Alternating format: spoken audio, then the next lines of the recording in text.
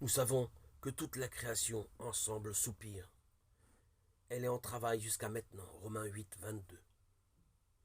Le Seigneur Jésus a enseigné à ses disciples que le Père fait lever son soleil sur les méchants et sur les bons, et envoie sa pluie sur les justes et sur les injustes. Matthieu 5, 45. La bonté de son Père s'exerce envers tous, sans discrimination. Le croyant comme l'incroyant part de la même façon à ses bienfaits quotidiens. Mais de même que sa bonté est envers tous, les épreuves de la vie atteignent également les justes et les injustes. Comme l'a dit Shakespeare, le poète anglais, nous partageons tous les contingences de cette enveloppe mortelle. Tous les hommes connaissent la souffrance indépendamment de leur état spirituel devant Dieu, parce qu'ils font partie de cette création qui soupire. La maladie, le deuil, la pauvreté, bien d'autres peines sont souvent la part des croyants comme des incroyants. Notre triste monde soupire et en travaille à cause du péché de l'homme lors de la chute originelle.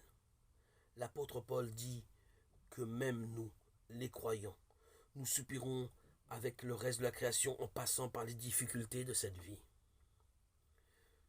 Si la misère remplit le monde, où voyons-nous alors l'amour de Dieu?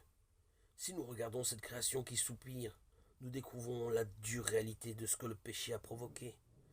Mais ce n'est pas là qu'on peut discerner son amour. Nous faisons l'expérience de ses nombreux bienfaits, comme ceux du soleil et de la pluie. Mais ce n'est pas là qu'on trouve l'amour de Dieu.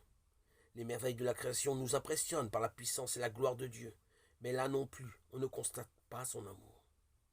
C'est lorsque nous nous tournons vers la croix et que nous considérons le Fils de Dieu souffrant pour le péché que nous voyons l'amour de Dieu.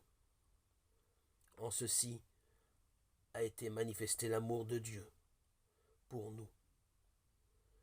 C'est que Dieu a envoyé son Fils unique dans le monde, afin que nous vivions par lui. 1 Jean 4, 9. Nous connaissons maintenant la liberté de la grâce.